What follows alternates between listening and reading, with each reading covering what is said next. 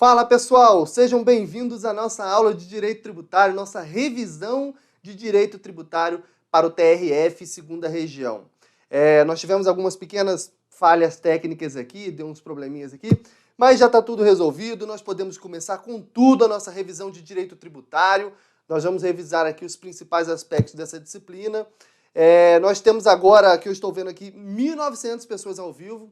Muito bacana mesmo, é muito gratificante para nós, professores, estar aqui com toda essa plateia, todo mundo focado, motivado para encarar essa prova de técnico judiciário. Pessoal, o direito tributário foi cobrado para técnico judiciário, área administrativa, e por essa razão nós estamos aqui hoje, porque é uma disciplina que a maioria das pessoas que estudam para tribunais não tiveram ainda um contato, não é isso?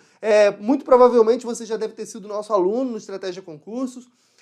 E agora é o momento da gente selecionar aqui os assuntos principais da nossa disciplina e trazer de uma forma bem explicada aqui, abordando, é claro, questões já cobradas pela banca Consulplan.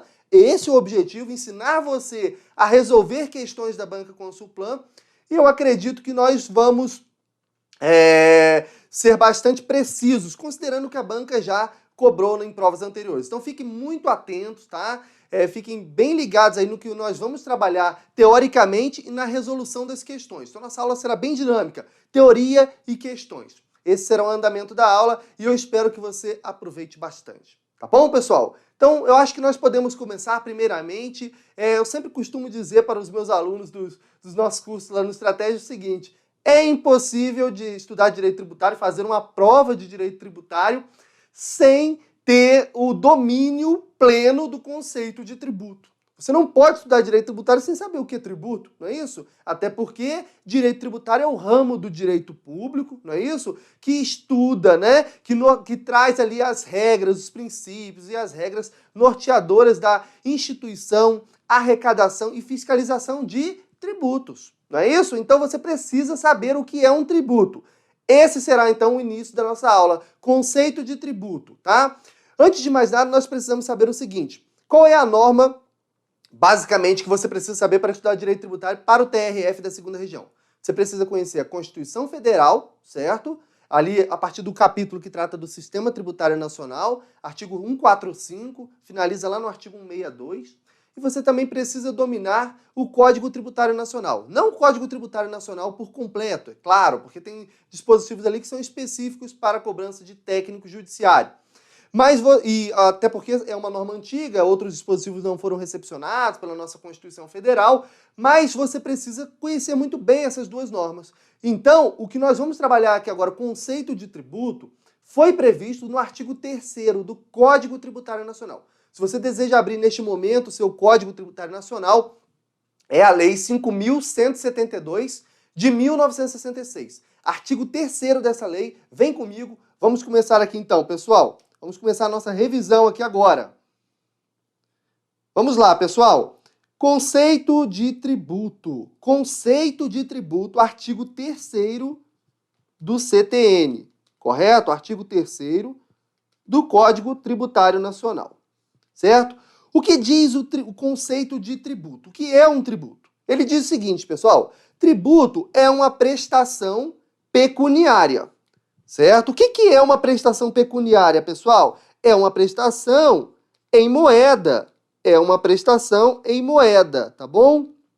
Então, o tributo, por exemplo, não é uma prestação em labore, uma prestação em serviço. A atividade no Tribunal do Júri, o serviço militar obrigatório, não se caracterizam como tributo, certo? Tributo é uma prestação pecuniária, uma prestação em moeda, tá bom? E o CTN ainda esclarece que é o seguinte: em moeda ou cujo valor nela se possa exprimir, certo? Nós não vamos entrar aqui em conceitos muito específicos, mas se você já estudou direito tributário, você sabe que existe uma regrinha específica lá no artigo 156, inciso 11 do CTN, que fala que também, assim como o pagamento em moeda extingue o crédito tributário, a obrigação de pagar tributos, a dação em pagamento em bens imóveis também extingue o crédito tributário. O CTN disse isso, pessoal. Por quê? Aí a pessoa diz: não, mas então está incompatível com o conceito de tributo, porque tributo é uma prestação pecuniária, é uma prestação em moeda, professor. Peraí, em moeda ou cujo valor nela se possa exprimir. Então essa dação, a entrega de bens imóveis, ela também vai extinguir o crédito tributário, claro, desde que haja uma lei estabelecendo, regulamentando esta situação prevista no CTN.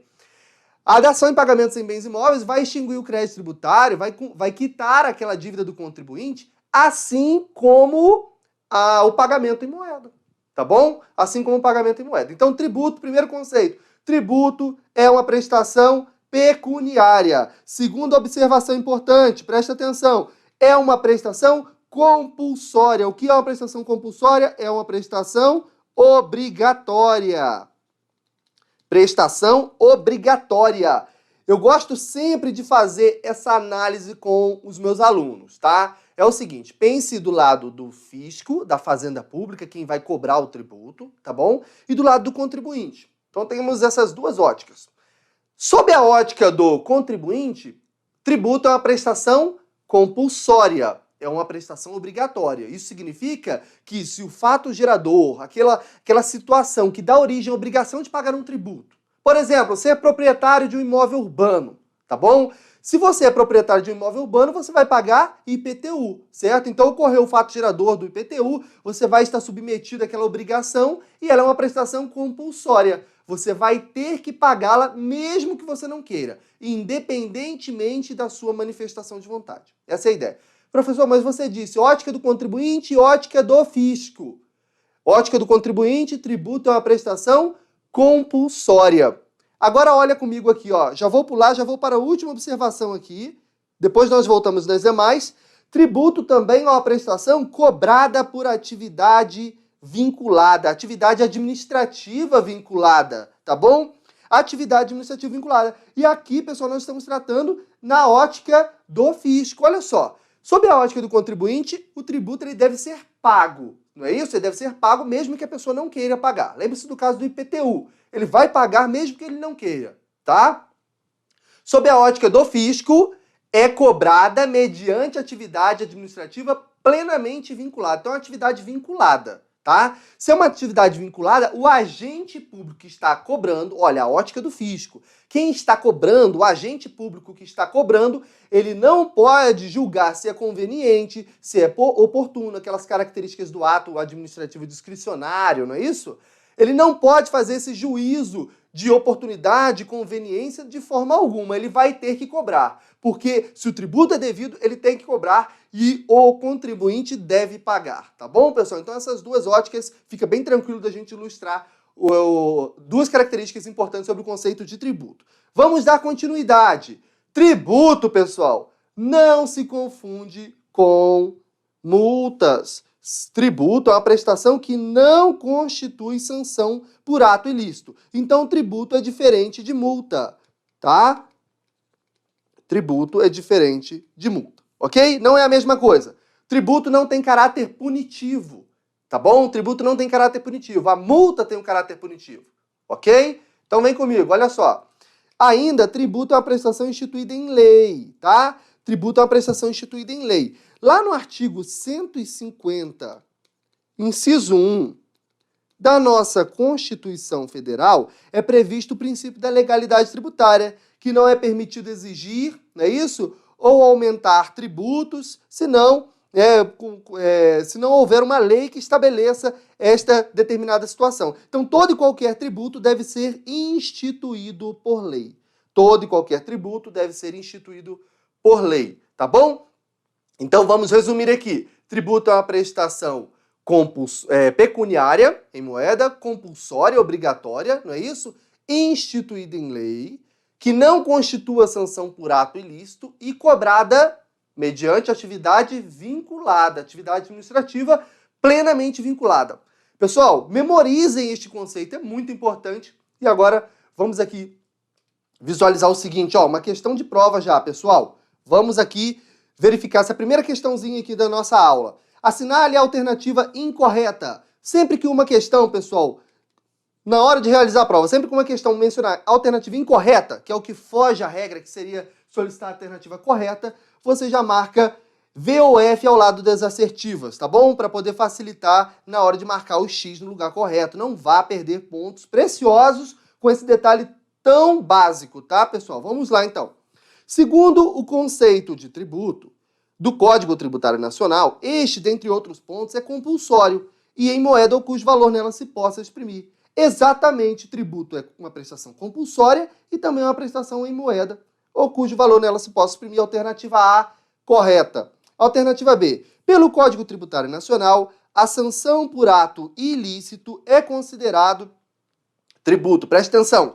Sanção por ato ilícito é considerado tributo? De forma alguma. Tributo é uma prestação que não constitui sanção por ato ilícito. Tá bom, pessoal? Olha só. A alternativa B está errada. A alternativa C, pelo artigo 3º do Código Tributário Nacional, o tributo, dentre outros fatores, ele é uma prestação instituída em lei. É instituída em lei? É instituída em lei, não é, pessoal? Vocês sabem muito bem disso, princípio da legalidade. O tributo é uma obrigação e você sabe que ninguém é obrigado a fazer ou deixar de fazer nada, senão em virtude de lei. Portanto, o tributo deve ser instituído por meio de lei, ok, pessoal? Tributo deve ser instituído por meio de lei. Vamos lá. Verdadeira.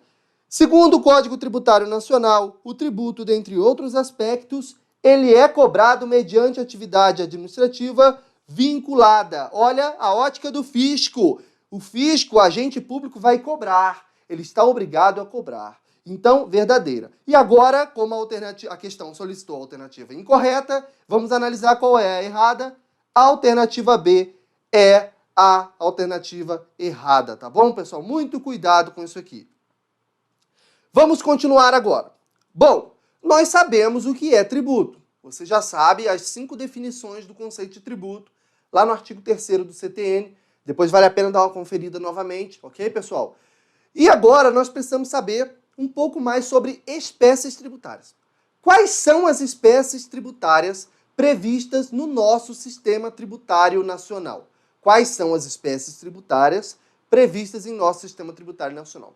Quem não conhece direito tributário acha que imposto e tributo é a mesma coisa. Acha que taxa e tributo é a mesma coisa. De fato, pessoal, impostos e taxas são espécies do gênero tributo. Mas não podemos dizer que todo tributo é imposto, tá? Mas sim que todo imposto é tributo, porque o imposto é uma espécie de tributo, correto? Então essa definição aqui vocês não podem mais esquecer. Olha só.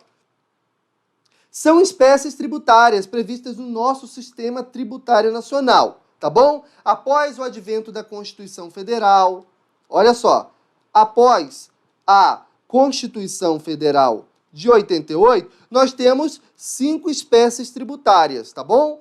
E essas 5 espécies tributárias formam aquilo que a doutrina costuma denominar de teoria pentapartida.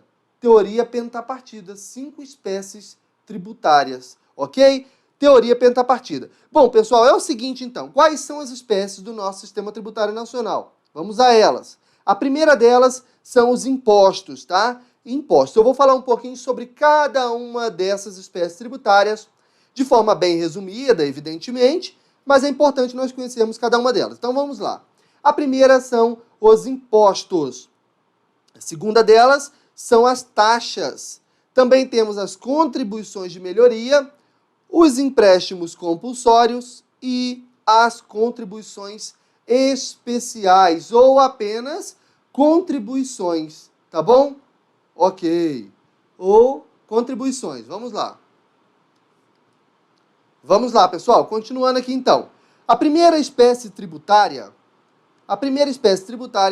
são os impostos, tá bom? Impostos são a primeira espécie tributária. Vamos aqui, então, falar um pouquinho sobre os impostos. O que é imposto, pessoal? Artigo 16 do nosso CTN, tá? Artigo 16. É um tributo cuja obrigação tem por fato gerador uma situação independente de qualquer atividade específica relativa ao contribuinte. Pessoal, é um conceito que talvez não ficou claro para você nesse momento, mas nós vamos explicá-lo. Eu trouxe isso aqui, pessoal, porque é a definição do artigo do CTN.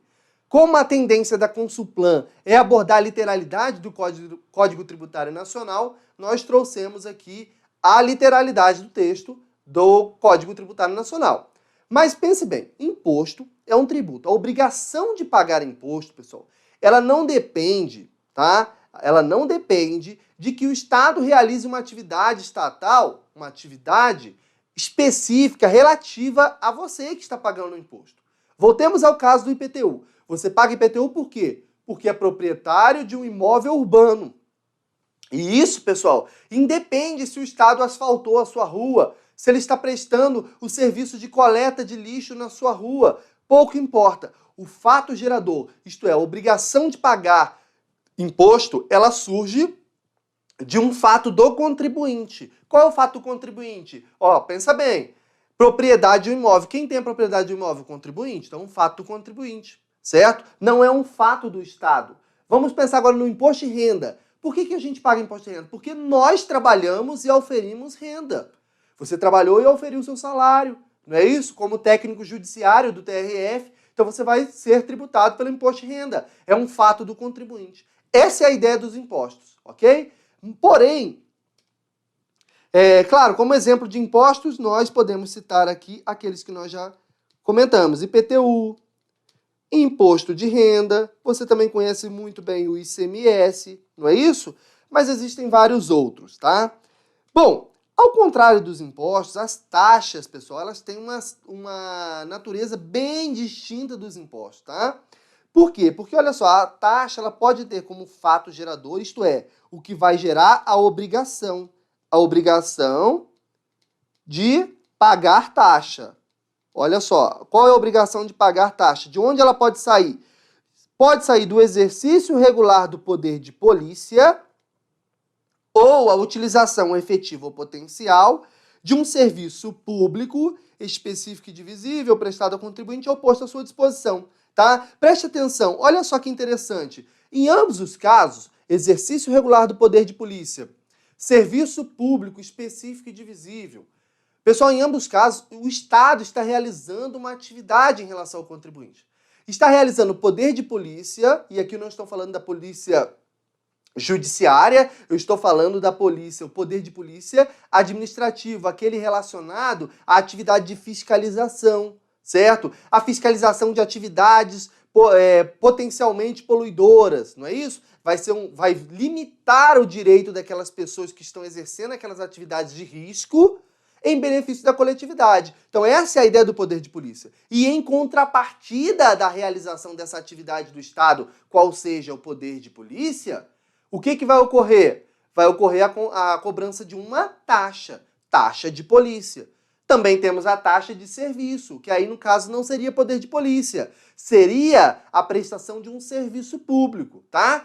E não é qualquer serviço público, é um serviço que deve ser específico e deve ser divisível. Vou falar sobre isso daqui a pouco, porém, vamos entender então a lógica da taxa.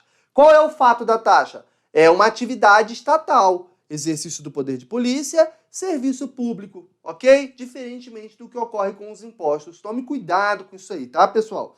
Bom, vamos continuar então. Contribuição de melhoria. Contribuição de melhoria é instituída para fazer face ao custo de obras públicas, de que decorra valorização imobiliária. Aqui, pessoal, nós temos também um tributo cujo fato depende, né, de uma realização de uma atividade estatal, que são o quê? A realização de obras públicas. Então, o Estado realiza obras públicas. E se essas obras públicas, pessoal, gerarem valorização imobiliária nos imóveis dos contribuintes, o Estado tem o direito de instituir uma contribuição de melhoria. Aqui eu estou falando Estado, me referindo à União, Estados, Distrito Federal e municípios. Ele tem o direito de instituir, caso ele queira, porque ele pode ou não instituir, por meio de lei, porque lembre-se, todo e qualquer tributo deve ser instituído em lei, isso é o conceito de tributo.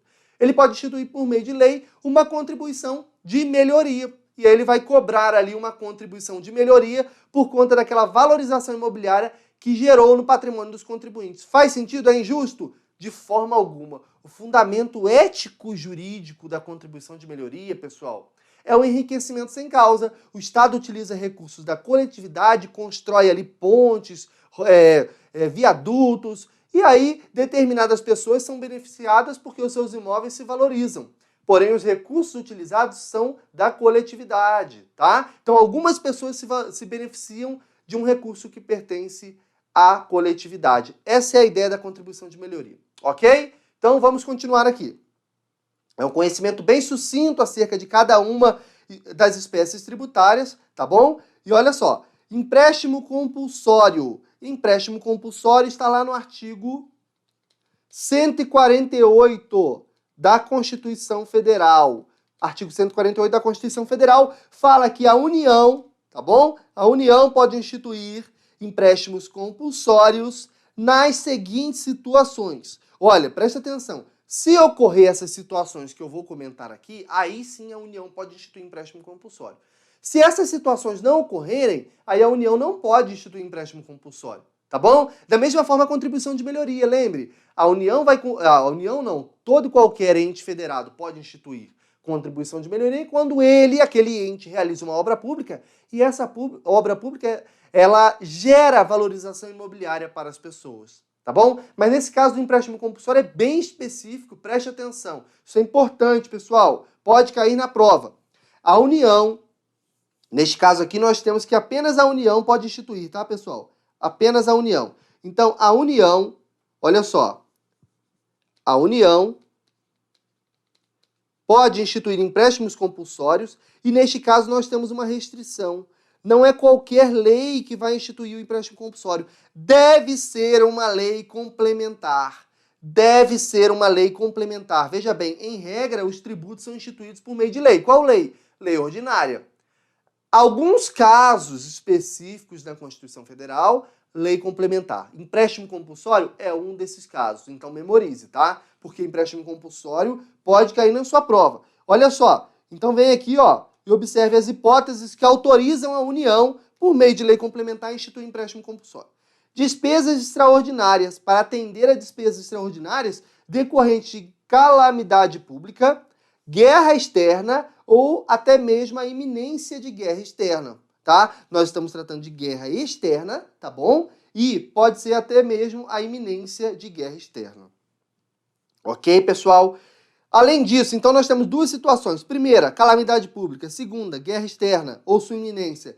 Terceira, investimento público. Quando a União precisar realizar um investimento público que seja de caráter urgente e também de relevante interesse nacional, olha, o interesse é nacional, aí ela pode instituir empréstimo compulsório, tá bom? Por meio de lei complementar em qualquer caso.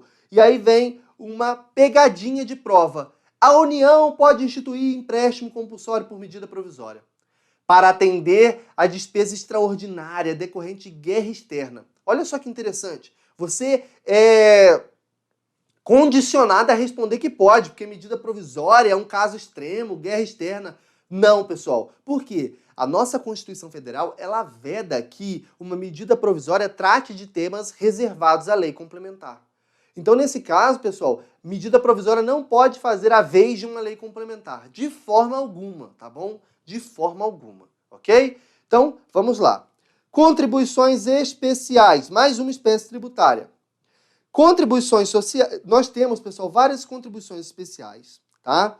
É um rol de contribuições aqui bem amplo, nós não vamos adentrar aqui o estudo de cada uma dessas contribuições, tá? Mas eu chamo a atenção de vocês para uma dessas contribuições aqui. Olha só, nós temos contribuições sociais e dentro das contribuições sociais nós temos contribuições destinadas à Seguridade Social, não é isso? Seguridade Social. Nós temos contribuições de intervenção no domínio econômico, de interesse de categorias profissionais, e aqui nós estamos falando daqueles órgãos de fiscalização profissional, que seria, por exemplo, a contribuição cobrada por os órgãos de fiscalização profissional, CRC, CRM e assim por diante, tá? Bom, e nós temos ainda uma conhecida e muito cobrada contribuição de iluminação pública, tá, pessoal? Isso aqui é muito importante. Essa aqui está prevista no artigo 149A da nossa Constituição, tá? É muito importante que você estude esse dispositivo, tá? Leia ele antes de ir para a prova, por quê? Porque tem uma peculiaridade. Apenas os municípios e o Distrito Federal podem instituir essa contribuição aqui, tá bom? Então, estados, a União, não podem instituir contribuição de iluminação pública. Por que existe uma contribuição de iluminação pública? Nós estudaremos daqui a pouco, quando nós formos tratar das taxas. Nós vamos abordar as taxas de modo mais específico, e aí eu vou falar um pouquinho sobre essa questão da contribuição de iluminação pública e da taxa, tá bom, pessoal? É uma jurisprudência pacificada, vinculante do STF, daqui a pouco nós veremos, ok? Bom, acompanhe comigo agora o assunto que eu havia comentado, taxas, tá bom? Taxas. É o seguinte, olha, a taxa, pessoal, a taxa, ela é cobrada, lembre-se, eu falei, ó, exercício regular do poder de polícia, ok? Então, quando o Estado realiza ali uma atividade, tá? Para limitar os direitos particulares de empresas que estejam ali exercendo atividades que possam causar risco à sociedade, né? Uso de espaço público, né? Fiscalização como um todo, pessoal, vai ser cobrada uma taxa em contrapartida dessa atividade estatal, que é o poder de polícia. E nós temos também a taxa pela utilização de um serviço público. Aí você tem que ter muito cuidado, porque o serviço público não é qualquer serviço público. É o serviço público específico e divisível. Como assim específico e divisível? É o seguinte, pessoal, é necessário que, para ser custeado por meio de taxa, o serviço público prestado pelo Estado, ele seja específico, isto é, que se saiba exatamente qual é o serviço que está sendo prestado para as pessoas, ok? E que seja divisível, ou seja possível dividir, seja possível mensurar exatamente quais são os beneficiários daquele serviço, tá bom? E quando eu falo dessa questão de taxa, pessoal, e taxa de serviço específico e divisível, é muito importante a gente pensar no seguinte, olha só, o serviço de iluminação pública. Você pode precisar quem são as pessoas que estão se beneficiando do serviço de iluminação pública? Será que é possível, pessoal? Ora, pense no caso das Olimpíadas. Os estrangeiros entraram no país, andaram lá pelo Rio de Janeiro e nós não conseguiríamos, o Estado não conseguiria de forma alguma precisar quem são os beneficiários daquele serviço para cobrar-lhes a taxa, certo? Então é por isso que o STF decidiu que a taxa de iluminação pública não pode ser cobrada. Taxa não pode ser utilizada para custear serviço de iluminação pública, ok? É por isso que surgiu a contribuição de iluminação pública, que eu havia comentado agora há pouco. Porque a iluminação pública é um serviço indivisível. Não é possível precisar quem é o beneficiário daquele serviço, tá bom? Além disso, pessoal, o serviço ser específico e divisível, a utilização desse serviço, tá? Ela pode ser efetiva ou potencial. Como assim? Utilização efetiva ou potencial, professor? Como assim? Vamos pensar no caso do serviço de coleta domiciliar de lixo, tá bom? Serviço de coleta domiciliar de lixo, o STF já considerou constitucional, é aquela coleta de lixo. Pode-se pagar taxa em contrapartida da prestação desse serviço público. E eu chamo a sua atenção para o seguinte, pense no seguinte, se você está estudando para concurso, o caminhão de lixo passa em frente à sua casa e retira os resíduos da frente da sua residência. Isso é natural, você está se beneficiando, você está utilizando efetivamente o serviço de coleta de lixo. Não está? É evidente que sim. Agora pense no caso em que você foi viajar para realizar a prova. Você viajou para realizar a prova, passou uma semana lá na cidade de realização da prova e naquela semana o caminhão de lixo continuou passando em frente à sua casa, mas não teria nenhum resíduo para coletar. Então, neste caso, nós temos uma utilização potencial. Por quê? Por que potencial? Porque o serviço foi disponibilizado a você.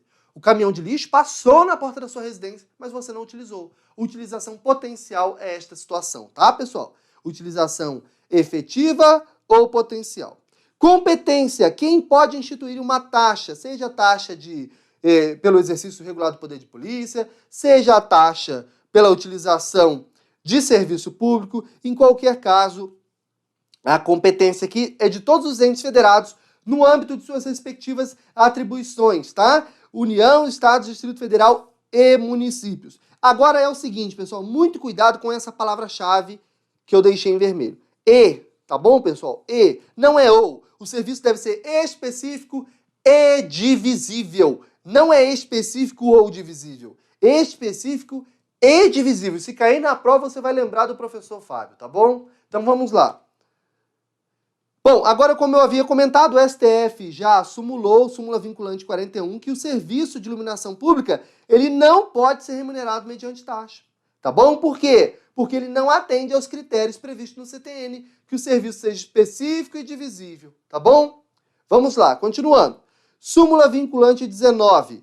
A taxa cobrada exclusivamente em razão dos serviços, olha lá, coleta, remoção, tratamento ou destinação de lixo ou resíduos provenientes de imóveis, ela não viola esse dispositivo aqui que fala da taxa, né? Que dá a competência para instituir taxa. O que isso significa? Que a taxa de lixo que eu exemplifiquei agora, a taxa de lixo, ela é constitucional. Ela atende aos critérios de especificidade e divisibilidade. Portanto, é constitucional, ok? Então, fiquem ligados, porque isso aqui é o que mais se cobra quando o assunto é taxa. Resolvendo questões, pessoal. Primeira questãozinha aqui, ó.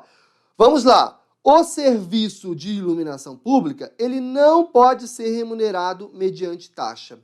O serviço de iluminação pública não pode ser remunerado mediante taxa. É evidente que não pode. Assertiva correta, não é isso? Não pode ser remunerado mediante taxa. Por isso se instituiu aquela contribuição de iluminação pública, certo? Foi até uma emenda constitucional para alterar o texto constitucional e prever essa competência para que municípios e Distrito Federal pudessem instituir a tão famosa aqui, né, contribuição de iluminação pública, tão famosa e polêmica. Bom, aí vem a outra questão, pessoal. Contribuição de melhoria pode ser instituída tanto pela União quanto pelos estados, Distrito Federal e municípios. Ora, eu fiz alguma ressalva quanto à contribuição de melhoria? Não, na verdade eu disse que quando o Estado, e eu disse Estado representando a União, Estados, Distrito Federal e municípios, quando qualquer deles realizar uma obra pública da qual decorra valorização imobiliária, aí eles podem instituir contribuição de melhoria, tá bom? Se a obra pública é federal, a União institui. Se a obra pública é estadual, o Estado institui. E assim sucessivamente, tá bom? Então essa é a ideia, essa questão também está correta, tá bom? Também está correta. Olha só, mais uma espécie tributária. Mais uma questão, na verdade, né, pessoal? Nos termos do Código Tributário Nacional, cabe a cobrança de taxa na hipótese de... Ora, vamos analisar. Poder de polícia pode cobrar taxa? Pode, exercício regular do poder de polícia. Então, essa aqui já é o gabarito da nossa questão, não é isso? Já é o gabarito da nossa questão, mas vamos analisar as demais. Iluminação pública. Falso, o STF já decidiu que não pode, pessoal, não pode, tá? Segurança Nacional, tá? Segurança Nacional, pessoal, o Serviço de Segurança Pública, ele não é um serviço que atende aos critérios já comentados aqui, tá bom? Então, o Serviço de Segurança Nacional não é específico, não é divisível. Então, neste caso, ele não pode ser utilizado para remunerar taxas. Da mesma forma, a limpeza de logradouros. Não confunda, pessoal, limpeza de logradouros, a varrição de ruas, não é a mesma coisa que coleta de lixo. Limpeza de logradouros não atende à definição de taxa de serviço público específico e divisível. Taxa de lixo, coleta de lixo, aí sim atende, tá bom? Então são coisas distintas, muito cuidado para não confundir. Vamos continuar, pessoal? Agora nós vamos ter... Esse aqui talvez seja um dos slides mais importantes da aula, porque nós vamos ter uma noção de como funciona o nosso sistema tributário nacional. O nosso edital diz expressamente lá, ó, Sistema Tributário Nacional. Do que é composto o nosso sistema tributário nacional, pessoal? Do que é composto o nosso sistema tributário nacional? Primeiramente, ele é composto pela nossa Carta Magna, nossa Constituição Federal, certo? A norma maior, que ela vai trazer ali regras conferindo competência tributária, limitando competência tributária, depois nós vamos falar sobre isso, mas basicamente competência tributária é o poder que a própria Constituição vai conferir aos entes federados para instituir tributos, tá? É o poder de tributar. Então a Constituição Federal que institui poder de tributar, tá? Parte-se tudo da Constituição Federal. E da mesma forma ela limita o poder de tributar por meio de limitações, princípios, imunidades, que nós veremos daqui a pouco. Abaixo da Constituição nós temos as normas gerais. Normas gerais acerca de matéria tributária, legislação tributária. E aqui nós estamos tratando sobre o quê? É o seguinte, pessoal, isso aqui consta no artigo 146 da Constituição, e ela diz o seguinte: cabe à lei complementar definir normas gerais sobre matéria tributária. Então, quem define normas gerais? É a lei complementar, tá? É um papel da lei complementar, ok? Então, a lei complementar vai dispor sobre lançamento, decadência, prescrição, etc. Vai dispor sobre fatos geradores, bases de cálculo, contribuintes, enfim, pessoal. Então, temos uma série de atribuições da lei complementar em sede de normas gerais, tá bom? Então, não são as normas gerais que vão instituir tributos. Quem institui tributos, na prática, são as leis instituidoras, tá? Essas leis instituidoras não podem contrariar o que consta aqui nas normas gerais, ó, certo? Não podem contrariar o que consta nas normas gerais, certo? Então, quando uma norma geral dispõe lá sobre o fato gerador do IPTU, que é a propriedade ou imóvel urbano, tá? E dá o conceito ali do que é zona urbana, enfim, a lei que vai instituir tributo, uma lei de um município do Rio de Janeiro, por exemplo, ela não pode contrariar as normas gerais, previstas onde? Na lei complementar, tá bom? Lei complementar que, em muitos casos, estão ali no próprio texto do CTN. Professor, o CTN não é uma lei complementar, mas ele foi recepcionado, pessoal, pela nossa Constituição com o status de lei complementar. Ele é uma norma pré-constitucional, editada lá em 1966. Mas como o conteúdo dele é compatível com o que hoje a Constituição delega a lei complementar, ele foi recepcionado com status de lei complementar, tá bom? Bom, então essas leis instituidoras, elas vão instituir tributos de sua competência, evidentemente, nós estamos tratando aqui de leis da União, dos estados, do Distrito Federal e dos municípios, não é isso? Dentro das limitações constitucionais, limitações que a própria Constituição pode impor, e que também as próprias normas gerais, regras gerais, podem impor. Regras gerais são essas aqui e a Constituição está aqui em cima, tá bom? Então, a lei instituidora tem que obedecer ao que estiver previsto na Constituição Federal e também ao que estiver disciplinado nas normas gerais em lei complementar, tá bom? Em lei complementar. Olha só, pessoal, agora que eu falei de competência tributária, cheguei a mencionar para vocês limitações ao poder de tributar, ok? Nós precisamos fazer uma rápida abordagem aqui para que vocês entendam isso aqui e não caiam em armadilhas na hora da prova, porque a banca vai cobrar limitações ao poder de tributar, tá bom? E nós, da mesma forma que é impossível estudar direito tributário sem dominar o conceito de tributo, é impossível estudar limitações ao poder de tributar sem saber o que é poder de tributar.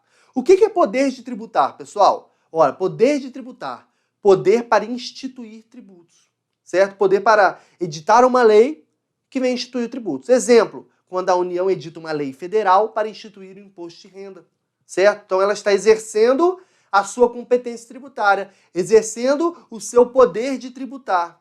Isso é competência tributária, isso é poder de tributar, tá bom? Então, poder de tributar, ele é sempre estabelecido onde, pessoal? Poder de tributar. Quem que estabelece o poder de tributar aos entes federados? É a Constituição Federal. Apenas a Constituição Federal. De outro lado, como eu disse, se a Constituição Federal atribui competência tributária, confere poder de tributar, quem que pode limitar esse poder conferido pela Constituição Federal? É uma questão de raciocínio, pessoal. Se a Constituição confere poder de tributar, apenas a Constituição pode limitar esse poder de tributar. Então, as limitações ao poder de tributar, elas só estão previstas na Constituição Federal. Elas só estão previstas na Constituição Federal, tá? Olha, porém, chama a atenção de vocês para algo que vocês precisam ter em mente, tá? As limitações ao poder de tributar sempre na Constituição Federal. Porém, a Constituição Federal estabelece o seguinte: cabe à lei complementar, olha só, regular as limitações ao poder de tributar. Ou seja, estabelecer regras específicas, regulamentar assuntos relativos a limitações ao poder de tributar. Certo? É por isso que se entende que quando a Constituição Federal fala de uma imunidade e a condiciona a uma lei, ao cumprimento de requisitos estabelecidos em lei, essa lei seria uma lei complementar. Por quê? Porque, olha, a Constituição Federal limita. Só a Constituição Federal pode limitar. Mas quem vai regular essas limitações? Especificar, esmiuçar essas limitações? Lei complementar, tá? Então, muito cuidado com isso aqui, tá, pessoal? Se uma questão de prova falar o seguinte, olha, as limitações ao poder de tributar podem ser previstas em lei complementar. Podem? Não, não pode, somente Constituição Federal. Aí vem a outra questão e diz, as limitações ao poder de tributar podem ser reguladas em lei complementar. Pode? Pode, aí pode. Ela não pode ser prevista, tá? Mas pode ser regulada. Cuidado com essa palavra-chave, tá bom? Olha só, vamos até grifar aqui, ó, regulação, ó. A lei complementar tem o papel de regular, tá? Regular as limitações a poder de tributar. E aí, pessoal, eu falo para vocês ainda o seguinte, olha só. As limitações a poder de tributar podem ser princípios tributários e imunidades tributárias. Lembre-se, lá do começo da aula, quando eu disse, nós temos que todo o tributo é instituído por lei, princípio da legalidade. Então, o princípio da legalidade, ele é uma limitação ao poder de tributar. É uma limitação ao poder de tributar. Princípio da legalidade, tá? Bom, se ele é uma limitação ao poder de tributar, ele está limitando o poder de tributar. De que forma? Restringindo a instituição de tributo apenas por um ato legal, tá? Apenas por meio de lei, certo? Princípios tributários. Então, nós temos princípios tributários e também imunidades tributárias. Exemplo de imunidade tributária. O que seria isso, professor? Acompanhe aqui, ó. Imunidade religiosa. O que significa isso? Ora, é um exemplo apenas, tá, pessoal? A Constituição Federal imunizou da incidência de impostos, nesse caso aqui é especificamente de impostos, tá? O patrimônio, a renda e os serviços dos templos de qualquer culto, das entidades religiosas. Então, pessoal, nós temos aqui um exemplo de imunidade. O que seria isso? É uma limitação ao poder de tributar. Por quê? Ora, imagine o caso do IPTU. O município pode cobrar IPTU de todos os imóveis urbanos, exceto, claro, além de outros casos de isenção, de benefícios fiscais, de outras imunidades, exceto aquela entidade religiosa, aquele templo daquela entidade religiosa. Por quê? Está imune, está fora do campo do poder de tributar do município, está fora. Por isso é uma limitação, limitou-se o poder de tributar dos municípios, ok? Então, imunidade tributária. E aí uma dica aqui, pessoal, se vocês quiserem estudar esse assunto, eles estão apenas em 3 artigos da Constituição Federal. Artigos 150 a 152. Artigos 150 a 152, ok? Questão de prova. Vamos ver como que a Banca Consulplan cobrou isso aí. As limitações constitucionais ao poder de tributar devem ser reguladas por meio de lei complementar.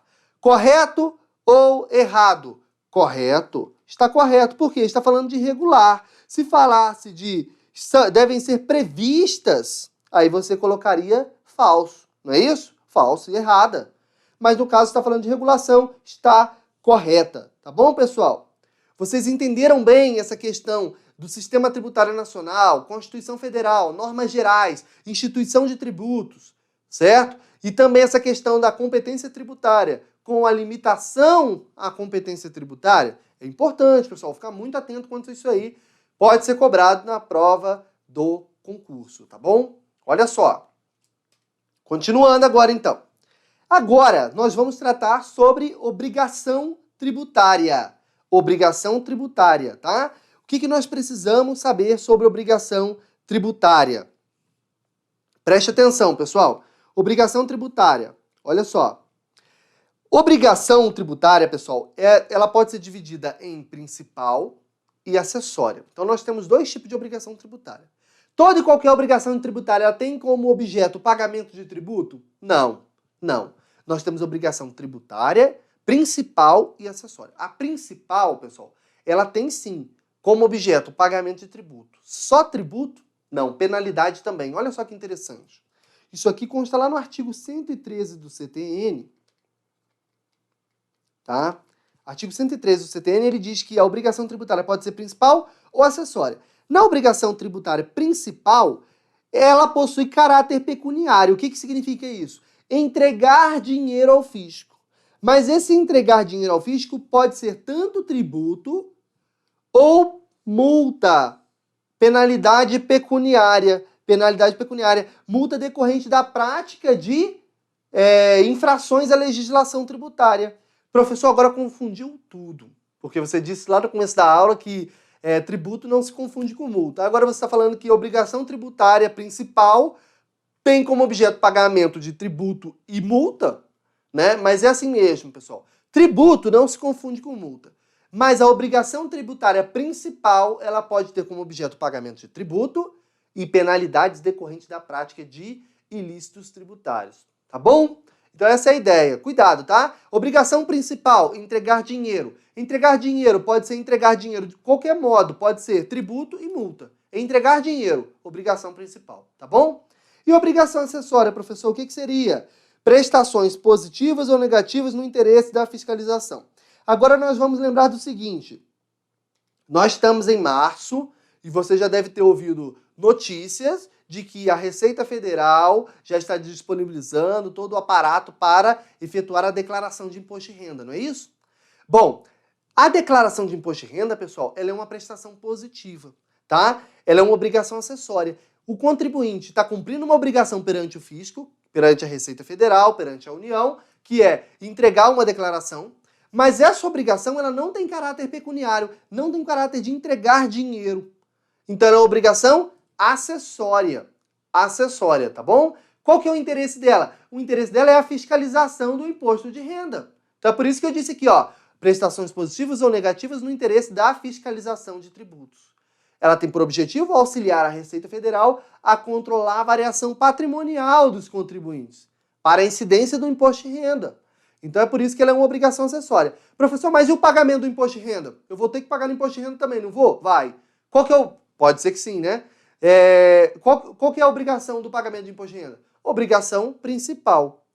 Ah, professor, e se eu descumprir essa obrigação de prestar uma declaração? O que pode acontecer? Eu não entreguei a declaração. Bom, na prática você vai se sujeitar a uma multa. E o CTN fala exatamente isso. Ele fala que se a inobservância, a falta de observância da obrigação acessória, ela se converte em obrigação principal, da entregar dinheiro relativamente à penalidade pecuniária. Entenderam, pessoal? Então, penalidade pecuniária. Se você descumpre uma obrigação acessória, você está sujeito a uma multa. E essa multa é a obrigação principal? É a obrigação principal. É tributo? Não é tributo. Tributo não se confunde com multa. Ok? Que fique bem claro isso aí, tá bom? E aí, pessoal, nós temos uma obrigação tributária. Ora, toda obrigação, ela tem um credor e um devedor. O credor é o ativo, o polo ativo, e o devedor é o passivo, quem vai cumprir com aquela obrigação. Não é isso? E no direito tributário, nós temos o seguinte, o sujeito passivo, que é o devedor, quem ele é? Ele é o contribuinte ou o responsável. Sujeito passivo da obrigação tributária pode ser o contribuinte ou responsável, tá bom? Neste caso, pessoal, qual que é a diferença básica entre contribuinte e responsável? Isso aí está no artigo 121 do CTN, tá? CTN, artigo 121. Ele diz o seguinte, contribuinte é quem possui relação pessoal e direta com o fato gerador. Relação pessoal e direta com o fato gerador. O que é uma relação pessoal e direta? Vamos entender o caso do imposto de renda. Você trabalhou e auferiu a renda. Quem que possui relação pessoal e direta com o fato gerador? Que o fato gerador do imposto de renda é adquirir renda, auferir renda, não é isso? Então, quem possui essa relação pessoal e direta? Você. Você trabalhou e ganhou a sua renda. Fez jus à sua remuneração. Então, você é o contribuinte. Mas nós temos também a figura do responsável. O responsável também pode ser obrigado a pagar o tributo, tá certo? E ele não se confunde com o contribuinte, é uma outra pessoa, são terceiros. Quem são essas pessoas? São outras pessoas que a lei elege, tá? Para ter a obrigação de recolher no seu lugar, por exemplo, ou solidariamente com você, enfim. Mas no caso aqui, o que nós queremos saber é o seguinte: quem é o responsável? É uma terceira pessoa que não o contribuinte, que pode ser ali responsabilizada pelo pagamento do tributo, tá bom? Vamos imaginar um caso bem simples. Você trabalhou, recebeu o seu salário, só que você já recebeu ele descontado do imposto de renda. Então, a fonte pagadora, o seu empregador, reteve o imposto de renda e recolheu para a Receita Federal, para a União, não é isso? Então, a fonte pagadora, ela teve o quê? A responsabilidade, ela é o responsável. Contribuinte é você. Trabalhou, ganhou, possui relação pessoal direta com o fato gerador. Responsável é uma terceira pessoa que pode ser obrigada também a cumprir com essa obrigação tributária. Ok, pessoal? Então, o sujeito passivo é quem entrega o dinheiro, não é isso? Pode ser contribuinte, pode ser o responsável. Sujeito ativo. Quem é sujeito ativo? Pessoa jurídica que vai exigir aquele tributo. É o titular da competência para exigir o seu cumprimento. É uma pessoa jurídica de direito público que vai ali exigir o cumprimento daquela obrigação. Se você não paga o tributo, ela vai te executar judicialmente, não é isso? Execução fiscal, certo? Então, essa é a ideia de obrigação tributária e os sujeitos da obrigação tributária. Isso está previsto no edital. Tome muito cuidado, tá bom? Muito cuidado. Questão de prova. Vamos lá. Questão de prova importante aí, pessoal. De acordo com as disposições relativas ao sujeito ativo e passivo do Código Tributário Nacional, assinale a alternativa incorreta. Qual que é a dica que eu dei? Marque V ou F ao lado das alternativas. Sujeito ativo da obrigação é a pessoa jurídica de direito público titular da competência para exigir o seu cumprimento. Exatamente. É uma pessoa jurídica sempre de direito público. Em regra, é aquele ente que instituiu o tributo, mas pode ser delegada a outra pessoa jurídica de direito público, não é o nosso objetivo no momento. Bom, mas essa alternativa está correta. O sujeito passivo da obrigação principal, quem é? Ele é a pessoa obrigada ao pagamento de tributo ou penalidade pecuniária. Exatamente, o sujeito passivo é contribuinte ou responsável, né? E é a pessoa que vai entregar dinheiro. Que dinheiro? Tributo ou penalidade pecuniária. Obrigação principal. Cuidado.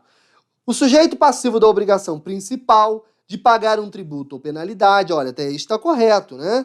Pode ser o contribuinte ou o responsável por terem relação pessoal e direta com a situação que constitua o respectivo fato gerador. Olha só, pessoal, sujeito passivo da obrigação principal de pagar tributo ou penalidade, ele pode ser contribuinte ou responsável por terem, o que ele quer dizer aqui? Por ambos terem relação pessoal direta com a situação que constitua o fato gerador. Falso. Contribuinte, relação pessoal e direta. Responsável não possui essa relação, tá? Ele está, de certo modo, relacionado ao contribuinte. Claro, a lei não vai eleger uma pessoa que não tenha nada a ver com aquela relação. Porém, ele não possui essa relação pessoal direta. O responsável não possui essa relação pessoal direta. Portanto, a alternativa C está errada, porque está... E é o nosso gabarito, não é isso? Alternativa D. Havendo previsão expressa em lei, olha aqui, ó, havendo previsão expressa em lei, as disposições particulares relativas à responsabilidade pelo pagamento de tributos podem ser opostas à fazenda pública para modificar a definição legal do sujeito passivo das obrigações tributárias correspondentes. Pessoal, isso aqui se refere ao artigo 123 do CTN, tá? Artigo 123 do CTN, ok? O que diz o artigo 123 do CTN? Ele diz, salvo disposição de lei em contrário, ou seja, a lei pode estabelecer de modo contrário ao que vai ser dito dali em diante. E aí o que ele diz ali? Ele diz que as convenções particulares, contratos elaborados entre particulares, eles não podem ser utilizados, eles não podem ser opostos à fazenda pública para modificar a definição legal de quem vai ser obrigado a pagar o tributo, a definição legal do sujeito passivo. Basicamente é isso. Salvo quando a lei expressamente permitir, as convenções particulares não podem modificar a definição legal do pagamento do tributo. Eu costumo exemplificar, olha só, exemplo. Você precisa morar num outro município, foi aprovado no concurso e alugou um imóvel, certo? Quem é o contribuinte do IPTU, do imposto? Bom, a lei diz que é o proprietário do imóvel, não é o locatário, não é você, tá? Aí o locador, o proprietário do imóvel, fala assim, ele sendo contribuinte do IPTU, ele fala assim, vamos elaborar um contrato em que vai ficar definido que você é o contribuinte do IPTU. Isso acontece, você vai ser obrigado a pagar o IPTU. Aí eu te pergunto, isso tem algum valor perante a Fazenda Pública Municipal? Ora, se você não pagar o IPTU, quem a Fazenda Pública vai executar, vai cobrar? De quem ela vai cobrar? Do proprietário, porque pouco importa essa convenção particular entre o locador e o locatário para modificar a definição legal de quem vai ser obrigado a pagar o tributo, certo, pessoal? Isso é muito importante, porque senão abriria margem a fraudes, colocaria-se as obrigações em nome de pessoas que não tinham patrimônio, não teriam amparo patrimonial para responder por aquelas obrigações. Então elas não podem ser opostas. Professor, mas eu já li um contrato que prevê isso aí sim. E aí? Ora, é uma obrigação civil, uma obrigação particular entre vocês. Você de fato vai ser obrigado a pagar o IPTU. É claro que sim. Se você não pagar, a fazenda vai executar, é o proprietário, mas ele vai vir atrás de você para requerer esse imposto não pago, tá bom? Então essa é a ideia. Perante o fisco não produz efeitos. Perante as partes, sim, produz efeitos, tá bom? Ok. Então, alternativa C é o gabarito. Como ele disse aqui na questão que há previsão expressa, então elas podem sim ser opostas, tá? Por conta daquela previsão, salvo disposição de lei em contrário, tá bom? Continuando aqui então, pessoal. Aqui é aquela regra, né, o dispositivo que a gente mencionou, coloquei aqui para poder ficar claro para vocês, salvo disposições de lei em contrário, as convenções particulares, responsabilidade pelo pagamento de tributos, elas não podem ser opostas à Fazenda Pública, para modificar a definição legal do sujeito passivo das obrigações correspondentes. Ok? Bom, vamos falar aqui agora sobre lançamento e crédito tributário, rapidamente. Nosso tempo é curto e nós precisamos aqui abordar o máximo de conteúdo, tá bom? Então nós vamos falar rapidamente sobre lançamento e crédito tributário, assunto importantíssimo, consta no edital, e aí a gente encerra a nossa revisão, tá bom, pessoal? Olha só, nós precisamos ficar atento ao que é previsto no Código Tributário Nacional acerca do lançamento, tá? O lançamento é o seguinte, pessoal, compete privativamente à autoridade administrativa constituir o crédito tributário pelo lançamento, tá? Pelo lançamento. Assim é entendido. O que é o lançamento? Aí ele vai dizer. Primeiro ele diz que somente a autoridade administrativa pode constituir crédito tributário pelo lançamento, tá? E eu vou explicar o que é isso. Mas o que é lançamento? É o procedimento administrativo que verifica a ocorrência do fato gerador. Ora, ocorreu o fato gerador? Sim, ok, então o tributo vai ser devido. Determina a matéria tributável, tá? Calcula o montante do tributo, quanto vai ser devido, e identifica quem vai ser obrigado por pagar esse tributo, não é isso? O sujeito passivo. E, se for o caso, vai ainda propor a aplicação da penalidade cabível. Então, no lançamento, a autoridade pode, inclusive, propor a aplicação de penalidade cabível. O que seria isso? Auto de infração. Auto de infração. Não é isso? Onde ela vai propor a aplicação da penalidade cabível. E aí vem o seguinte, olha, a atividade administrativa de lançamento, ela é vinculada e obrigatória, sob pena de responsabilidade funcional. Então, lembre-se do conceito de tributo. Ele é uma prestação cobrada mediante atividade administrativa plenamente vinculada. Deve-se cobrar o tributo. E aqui está falando que o lançamento é vinculado. A atividade de lançamento ela é vinculada. Se não realizar o lançamento, o agente público pode ser responsabilizado funcionalmente. Tá bom? Então, o que eu quero dizer com isso aqui? Que o lançamento, pessoal, é o que vai viabilizar a cobrança do tributo. Então, esse parágrafo único ele está totalmente em acordo com aquilo que nós vimos lá do conceito de tributo, quando foi dito que o lançamento, ou a cobrança é vinculada. E aqui nós estamos falando lançamento, que vai viabilizar a cobrança, ele também é vinculado, tá bom? Também é vinculado. Olha só, esquematizando aqui, ó, mnemônico, ó, VDCIP, tá? O lançamento, então, tem 5 funções. Verificar fato gerador, determinar a matéria tributável, calcular o montante do tributo devido, identificar o sujeito passivo e, se for o caso, propor a aplicação da penalidade cabível, tá bom? Propor a aplicação da penalidade cabível. E aí vem uma questão de prova aqui interessante. Questão de 2017, pessoal. Questão desse ano. Olha aqui, ó. Questão caiu esse ano. Preste atenção. Compete privativamente à autoridade administrativa constituir o crédito tributário pelo lançamento, assim entendido o procedimento administrativo, tendente a verificar a ocorrência do fato gerador, determinar a matéria tributável, calcular o montante do tributo devido, identificar o sujeito passivo e, se for o caso, propor a aplicação da penalidade cabível. Vamos lembrar? V, D, C e P. Verificar, né, a ocorrência do fato gerador, determinar a matéria tributável, V, D, C, P. É isso aí, pessoal. Então, como a questão dispôs expressamente de forma bem precisa, ela está correta, tá bom? Correta. Pessoal, nós sabemos que o tempo é apertado, vocês precisam ainda estudar ainda mais, porque a prova está chegando aí. Nós vamos encerrar nossa revisão por aqui, porém antes eu gostaria de fazer uma breve explanação aqui, tá? Não vamos para o quadro agora, vamos fazer uma breve explanação aqui para encerrar, tá bom? Olha só, é o seguinte, nós precisamos falar, pessoal, sobre exigibilidade e execuibilidade, tá? Exigibilidade e execuibilidade. Eu chamo a atenção de vocês por quê? Porque é o seguinte, nós temos lá, ó, o tributo foi instituído, aí a lei determina, vamos pegar o caso do IPTU, tá? O tributo foi instituído e a lei diz que quem for proprietário de um imóvel urbano vai pagar o imposto, não é isso? E aí você adquire um imóvel urbano. Chegou o 1º de janeiro, que é quando ocorre o fato gerador do IPTU, você é proprietário de um imóvel urbano, ocorre o fato gerador.